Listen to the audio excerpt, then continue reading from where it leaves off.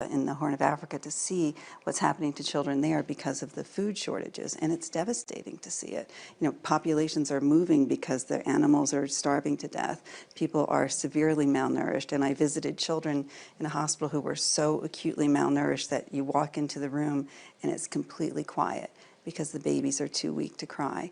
So all of these crises are sort of impacting each other, reinforcing each other, and the impact on children is devastating. And I think when you look at, on the healthcare side, having decent primary healthcare in these countries would be incredibly helpful, and that exists in some places, but unfortunately not enough. Mm-hmm. Lev, when it comes to the issue of sustainability and pricing, which can also be a barrier to access, what are you thinking of as AstraZeneca, and also when it comes to your carbon footprint? Well, first of all, I think what we're seeing now are many of us, governments, but also companies, realizing that health and sustainability goes together, and especially so with climate change. And good examples of this is respiratory disease with air pollution, probably produces millions of deaths every year.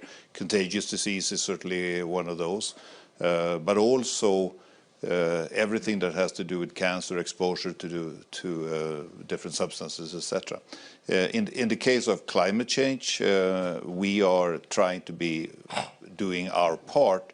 About 4 to 5% of the world's global footprint is actually coming from the healthcare sector. We are trying to be doing our part in our case by having reduced since 2015 about 60% of our carbon footprint up until now, and we are planning to go zero before 2026 in scope 1 and 2, and then 2030 also in scope 3. All of those are powerful measures, and of course the reason that we are doing that is that we realize that there is a real tie between the two. What is good, I think, is that the world is realizing that also, and I think there is a way to promote now both healthcare systems, sustainable and resilient health and healthcare systems, and climate at the same time. Then over time, when it comes to access to medicines, that's going to have to be done by, over time, building resources in broader continents. The only alternative to that I see is really good trade agreements, but they then need sanctions so that we don't end up in the vaccine nationalism that we had over the past couple of years. Speaking around that issue, Jay, just talk to me about the Access to Medicine Index. What is this? So the Access to Medicine Index is a biennial ranking of the pharmaceutical industry's efforts in improving access to healthcare for about 106 low and middle income countries. And basically it's a research system where we evaluate the efforts of different pharmaceutical companies. So this is the biggest pharmaceutical companies in the world, the likes of AstraZeneca, who in the last index sits in the top 10 of that ranking. And what it ends up doing is we come up with best practices, we come up with gaps and opportunities in looking at issues such as future pandemics, issues such as children's healthcare, whether specific populations in the least developed countries are also being taken into account when you think about market access issues itself. And we bring the research to different settings. So companies use this research as a benchmark of their performance. Investment firms, such as the many different sustainability-linked ESG users, we have about 150 to 200 investment firms that use our work in engaging with the industry, and together they manage about 25 trillion US dollars in assets under management, and they use the money to basically they use the insights to invest differently in the pharmaceutical industry to push for long-term change and a more inclusive and stronger social impact in this work. And of course, governments, many of which have been growing in the usage of our work, use it to shape their policies and the strategic investments into healthcare. By defining where the gaps are and where the opportunities are, we try to make sure that people pay attention to the most critical issues in the environment. We're basically launching a new strategy now where we're bringing a more diverse group of players and evaluating that effort. So we're looking at big generics, medical oxygen, where there's only 6 manufacturers supplying the whole world's supply of oxygen to people all around the world. vaccines, diagnostics, and a lot of issues such as local manufacturing, local availability is coming to light. Yeah. Okay. Minister Reddy, you were speaking earlier on about the challenges that you faced in the context of a newly formed state and trying to respond to the pandemic. Just talk to me then about how do we future-proof health systems against those kind of pandemics that you've spoken about from a governance perspective as well. As I said earlier, governments would have to be focusing on two things. One is preventive care, and the other is curative care. And looking at this from the lens of how to improve this health care, one would have to be talking about availability, accessibility of health care, and also affordability of health care. All these three would have to be moving in line. In order to do that, from my state's perspective as to how we have been wanting to move forward is, we've taken every 2,000 people, every population with every village with 2,000 population as a unit, and we're coming up with village clinics. And then we're taking up every 30,000 population as a unit, and classifying it as mandal, and where we're coming up with 2 PHCs, primary health centers. These primary health centers would have 4 doctors, 2 of the doctors present in each of the PHC center, and they would be given an ambulance, 104. And each of this doctor would be given their designated villages. So 5 villages or 4 villages, depending on the mandal size, to each of these doctors. And these doctors, every alternate day, would hop onto the ambulance and visit the village. And they would become the family doctor for that village. Very soon the doctors, because they've been designated only those 4 villages, so they would start to identify people by names. And they would use this village clinic as a hub. This village clinic primarily would be having an A&M, nursing graduate, mid-level health practitioner, and ASHA workers that we spoke about also reporting there. So that would take care of the preventive part. Now comes the curative part. The curative part would be dealing with the community, with district hospitals, the teaching hospitals. The area hospitals and the teaching hospitals are going to play a very critical role there. So there we are coming up with every parliament taken as a unit in order to ensure that there is equitable distribution of teaching hospitals. Because only when you establish teaching hospitals, you have postgraduate students actually coming up there. And only when you have postgraduate students doing their course there, and these teaching hospitals are connected to a hospital, a teaching hospital as well. So teaching college and teaching hospital together would become the tertiary care that we are looking for. Okay. We're going to come back to that issue a little bit later on if we've got time. Catherine, when we're speaking about migration, is it correct to quantify it as a crisis, 1? And 2, what possibilities are there for planning scenarios where even if there is a crisis, there's resilience in healthcare services, and there's also a form of adequate care? Well, yes, it's absolutely a crisis. I mean, the estimates are that 36 million children right now are in migration, sort of crossing borders, and another 20 million are moving inside countries, so IDPs. And that's a horrible problem for children around the world because it's so unstable for them, right? They're moving from one place to another. We don't have good data on whether there is sufficient health care in these migration situations, but we know there's typically not, right? It's very hard. And we encourage countries that are receiving these migrants to incorporate these people into their own health systems, but that's I can't say that that's happening very much, and so it's very difficult. You could imagine things like routine immunizations, things that matter to children, nutrition, maternal care. All of those things are so disrupted when you're in a situation of migration, as you can imagine. As the minister said, really what you need is good primary health care. That's the single most important thing. And trying to build that up in countries and in situations where migrants are living is really the most important thing. But we're living in a world of very difficult circumstances and very fragile systems that really need to be built up, these healthcare systems, because as we saw with COVID, I mean, even a country like the United States, Western countries are pushed to the brink with something like COVID. So imagine countries that don't have sufficient healthcare, right, that can't provide that for their people. So we see this as an opportunity now to go in and really try to build up these systems, and that requires good governance, which you're seeing from the minister, but it also requires sustainable resources, which is always the challenging piece. If we keep using this word resilience when we're taking a look forward at the future, what would you say, how are we going to build resilience so that when the next pandemic comes along, because this won't be our last one, we've taken the lessons that we've learned around that and used them for that? Well, I think there are obvious places where, for example, we almost had just-in-time as religion when it comes to many countries, when it came to protective equipment. That's easy to do something about, but it requires a little funding to get higher inventories of protective equipment.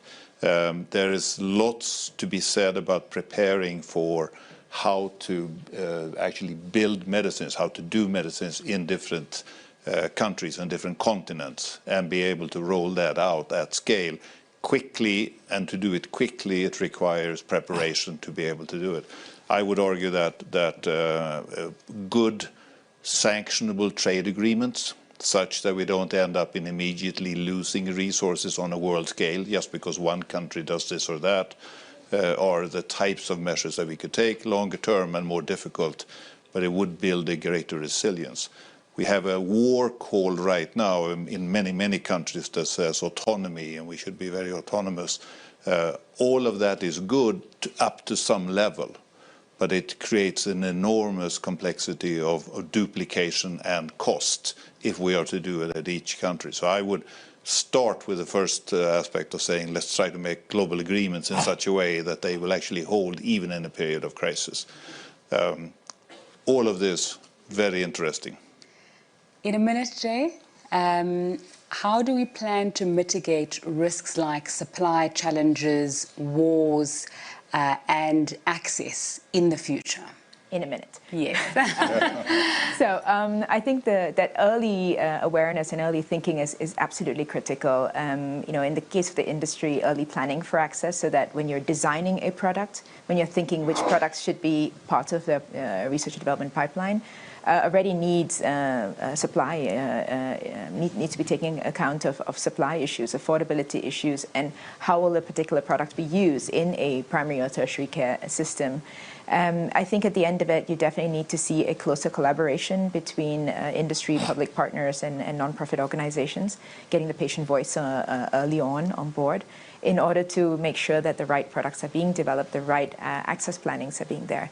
And I think the last thing is, the efforts of an innovator, if done wrongly or if done rightly, may have a huge impact on the downstream inequity issues. So you end up putting more pressure on a health system that is already stressed if you don't think about how to relieve that stress up and early. Thank you so much.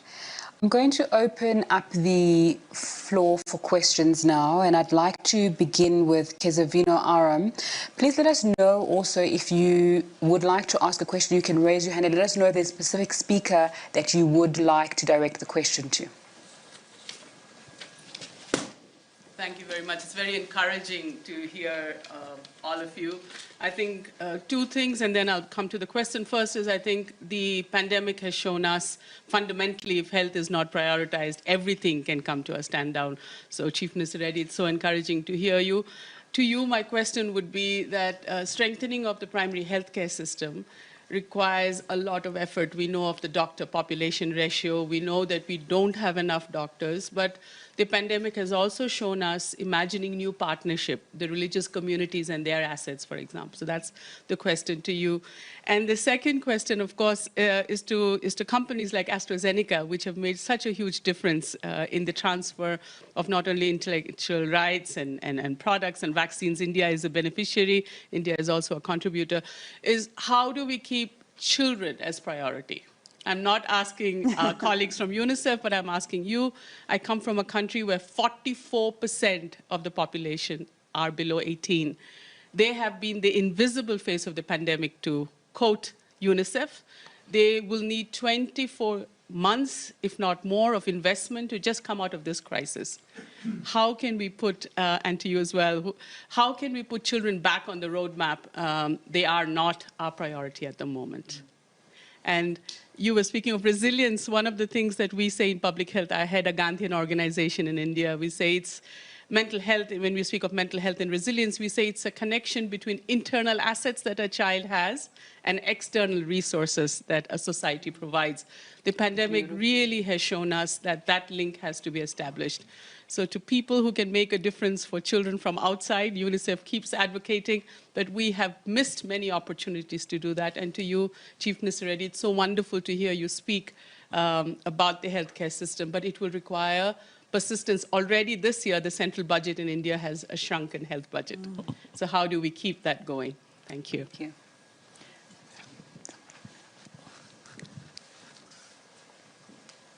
Should the minister start? Or? It was a very lengthy question. In fact, put forth a lot of them. But as she rightly said, we have constraint on the funds. But yes, this is something that we need to deal with it. And in spite of our difficulties, we're pushing through with it. And we've allocated a 3-year window where we're wanting to mobilize $2 billion, 16,000 crores into this whole setup. And we are heading in the right direction, and we will do it. And as far as the doctors are concerned, as you've just spoken, we do understand that this is a predicament that we need to deal with it. And that's exactly why we are trying to open up more medical colleges. We're coming up, the state had 11 teaching colleges, medical colleges, till our regime had come in. Now we are actually opening up 16 medical colleges. So covering taking every parliament as a unit, so that there is uniformity in distribution. And a teaching hospital and a medical college together would provide for postgraduate students to come in and provide for the healthcare. So. Thank you. Let me add a perspective, I think, on primary healthcare. I've spent a lot of time in India, and I'm quite impressed with the way that India is beginning to use digital in a way to enhance primary healthcare, especially when you come out into rural areas, like in many countries. The ability to connect to someone who's an intelligent person, but also over time, artificial intelligence actually opens up tremendous amount of low-cost healthcare opportunities, which I think we should do much more of. On your question to children, I think the real world there is prevention. The real thing that we can do in healthcare systems, and possibly companies, my company is involved in some countries with this, is to enhance good lifestyle development, be able to make kids live a healthy life, but also to be part of that. That's very little cost. It's amazing, I think, that we have this 97-3, and the 3 here is for early detection and prevention among children. If we double that, that would be an enormous effort with children and at very little cost compared to treating them when they have already become ill. So I think the real world there is prevention with children. Well, if I can add a perspective there, I think that it is one of the reasons why children are not prioritized by the innovative cycle is the regulatory system, and in terms of clinical studies, is daunting for a lot of different innovators to get into. And often the market size is relatively small. And when you think about access, you definitely need to think about how are kids actually being cared for, and the role of the caregiver and the role of the primary health system. As long as we keep talking about the fact that health systems are fragile, I think that you end up seeing that lots of innovators, wait for the problems to be solved before they innovate. The research and development pipeline, the level of access for children is not going to change unless we all consciously make an effort to put children front and center in the response. And there are a lot of new platforms that are being developed. There's a platform called GAPF, looking at priority products for children, how to design differently, what does access mean, looking at supply chain improvements. But it really must include the primary healthcare system, the preventative element of it, treatment, curative, and the role of the caregiver. I think that has to be in the system itself. Okay. I'm going to open up the floor for more questions. I can see a hand here and a hand behind me. If we can just get mics to them so the questions can be asked.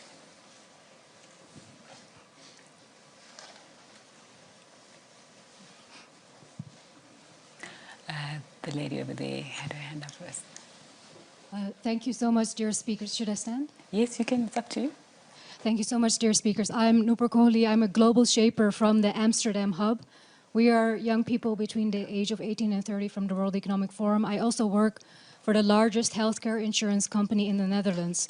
So my question to you is, looking at healthcare resilience, what do you think is the role of healthcare insurance in many countries where it's actually not available? And I feel it's a primary human right to also have healthcare insurance in many countries. Is there a specific person that you'd like to answer the question, or is it open to the floor?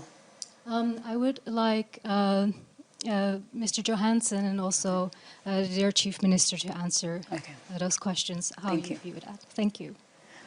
All right, can we Okay, those two? I think you're happy to.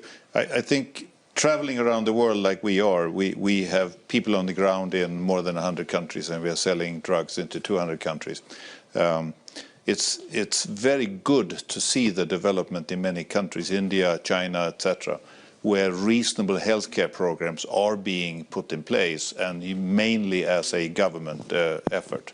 How to best combine those between private and government efforts, I think, is up to each individual country. Depends a little on how it's going. But it's beginning, to your point there on human rights, I think it's beginning to be recognized in many countries that this is indeed something that we need to do, and often needs government support. From an industry point of view, what we can do and will be doing is of course to be able to scale medicines. I think to your point on children here, there are beginning to be regulatory opportunities, even though markets might be small, to be able to get a good IP protection, etc. All of those are important elements, I think, of doing what you're doing. But it's encouraging to see the number of countries, and large countries, that are beginning to go down the road of reasonable healthcare. Okay. As she rightly pointed out, this is a major concern. In fact, to address this, the country as such had, under the leadership of the Honorable Prime Minister, had launched a program by name Ayushman Bharat. It's a more or less a combination of, it's more like an insurance part where the state governments are also involved in settling the claims. The funds come from central government, but it deals with 1,000 procedures or so. That is not sufficient, it's inadequate. So in the state of Andhra Pradesh, we have widened that scope, and we have come up with our own insurance scheme. It's called YSR Arogyashri scheme. I named it after my father because that's the kind of priority that I give to that scheme. So I just want it to be remembered, and I want to do a good job out of it. So what we have done is we've scaled the number of procedures to 2,446. From 1,000 what the central government supports, we had increased that to 2,446 procedures. And practically, we have distributed cards to 1.44 crore houses. And we've increased the limit for the eligibility of this card to income limit of 5 lakhs per annum. So anybody whose income is less than 5 lakhs per annum is eligible for this card. And 1.44 crores out of the total households of approximately 1.5 to 1.53 crores cards that households that we have, 1.44 crore cards are covered under this scheme. Okay. And the last 3 years, we've helped almost 25 lakh people get treatment free of cost here. We have about 10 minutes. We're going to fly through a few more questions briefly from the audience. The Executive Director of UNAIDS is in the audience with us, Winnie Byanyima. I think she would like to ask a question. If we can get a mic to her at the back there with the black head wrap and the red top. Thank you, Zinga. Thank you, moderator. And thank you, panel. Mine's not a question, it's a comment. And responding to the subject you're talking about, I don't think that we're going to be on track to resolve a health crisis that turned into an economic crisis without tackling the inequalities that drive them. We are not health security strategies that neglect some people and protect a few privileged won't protect anyone ultimately. What do we need? We need debt cancellation, and we need to drive special drawing rights of the IMF towards developing countries so that they can have the resources to invest in health, in education, to end pandemics, COVID and other pandemics. We need, let me put it this way, debt repayments for the low-income countries in the middle of this crisis, where several times over they are spent on health, 9 times for Africa, 9 times more to debt repayments than to investing in health. This can't be a solution. So we do need to get rules of finance, rules of trade, and rules of tax, global rules, to work for developing countries if we are going to come out of a health crisis and an economic crisis. Thank you. Thank you very much for your time. I saw there was a hand here, and then there was also a hand there. So if we can get mics to both of the participants so we can do rapid-fire questions. We have about 6 minutes left for questions from the audience. Thank you very much. My name is Sheila Patel. I represent Shack Dwellers International, which works with urban slum dwellers in 33 countries. I want to give you a message from poor women in urban areas, but I have many friends in rural areas too. We know that real health delivery, sir, is at subnational level. And I want to know whether all of you see value in leapfrogging into involving your populations in promotive health. You know, it's taken us so long to acknowledge that preventive health is important. But in today's world, where along with pandemics and debt and disease, we're also dealing with climate change. And as many people as you said were affected by famines are being affected with poisonous fast food and are facing chronic diseases at a level with which people in India and China, we know with studies, there's a huge volume of people at very young ages getting chronic diseases like diabetes, blood pressure, and even children diabetes because they're eating white carbohydrates and fried food, which are poisonous. Thank you. So I'm saying it's much larger than just doing specific things. And economics of that have to come into the discussion about insurance, because curative insurance is not enough. Catherine, would you like to respond to that, or is there anyone in the panel who would like to respond to that? Well, the only point I would make about that is that I think I agree with everyone here who talks about the importance of primary health care, and I think it's really important, but I do think that nutrition is another critical piece of this. And what we see in so many parts of the world is that children don't get proper nutrition and end up stunted. And once a child is stunted, they can never catch up, ever. So that investment early is so important on the nutrition side. And I think to your point, you just have to make sure that children have the nutrients they need so that they grow properly, their brains grow properly. And if not, I think we just deal with a lifetime of problems. Okay. If we can have a mic on this part of the room, two questions here, and then maybe we're going to be able to take the last question there. All right. Hi, I'm Tripler Pell. I am a primary care doctor and trustee of the John A. Hartford Foundation. And we've talked a lot about children, but I was just wondering if you could speak to the elderly population, which was severely affected during the pandemic and will be a future problem for both developing and developed countries. Is there a specific person that you'd like to answer that question? Or it's open to the floor? Yeah, just if someone could comment on the aging population in terms of prevention. All right. I'd be happy to have a shot at that. First of all, I think in the pandemic, the elderly were clearly the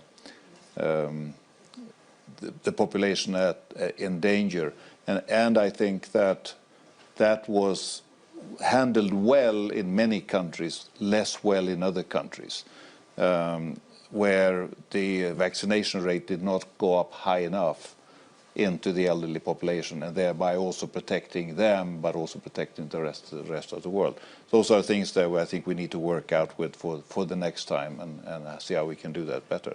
Otherwise, the elderly population, are the people who really cost a lot in the healthcare systems. And if you look at how much of healthcare we need when we are older compared to when we are younger, then that's clearly something that needs to be looked at. Early detection, screening efforts, all of those things actually, I think, can catch disease very early. And let me finally make a point on this balance between curative and preventive. We are trying to spend 97% of all healthcare spending in curative mode, and only 3% in prevention. Let me say that again. I think that's absolutely wrong. We seem to all agree on that, and every panel I go to, we agree on that, and then we go home and do nothing. So I think we really would want, as an outcome of this panel, to do something real there. Okay. Second last question from behind us, penultimate question. Hi, my name is Silvana Sinha. I'm the founder of Brava Health in Bangladesh, which is a technology pioneer here at the World Economic Forum. Our company offers integrated outpatient care. We're a private healthcare provider. So my question is about the role of the private sector and how we create more incentives for investment in the things that we're all saying that we need, including primary care and quality diagnostic testing. My company has raised $12 million to get to the point that we've served 360,000 patients, but we have no institutional funding because there are no institutional investors that are investing in my sector. Okay. I'd like to take that. So at the moment, the primary incentive that private sector responds to, and challenge me please, is really the availability of financing and de-risking some of the activities that they would be active in. And this goes for not only the pharmaceutical industry, but also private sector that runs clinics and things around the world. And I think we need to definitely change that to make sure that companies and private sector also recognize that there is a societal need and a social license to operate in these markets. And that combination is basically what needs to come in play in order for people to understand it as financial and non-financial incentives that need to be put in place. All right, last question from the floor. Last brief question from the floor. We'll make it brief. Thank you, everyone. Very interesting feedback. My name is Andre Guo. I'm a physician practicing in the U.S., a physician in chief for oncology for a large statewide system in New Jersey. And in the last minute that we have, I just want to raise a question and maybe have your comments, is that how we build up, throughout the resilience, we need to build the trust and rediscover trust of the public into our healthcare system, particularly with discordant messages, even within healthcare providers sometimes, of what to do best, particularly in a pandemic. That was something very important. So, thank you. Last shot at that question. All right, go ahead. Well, I think it's spot on. I mean, building back trust means performing and making sure that as an industry or as a government, you're delivering on your commitments. So if you don't deliver on your commitments, then you lose trust, and that's basically the situation we're facing right now. Thank you very much. Thank you to our audiences. Thank you to our audience for raising thought-provoking questions, and thank you to our panel for answering them so well and really taking a look at what we need to do in terms of policies, practices and partnerships to strengthen health system sustainability and resilience now and in the future, and sharing your experiences. I think what's come out is the importance of primary healthcare, collaboration with sectors, the importance of prevention and innovation, and getting ready for whatever may come. It's been a pleasure facilitating this conversation. Good morning.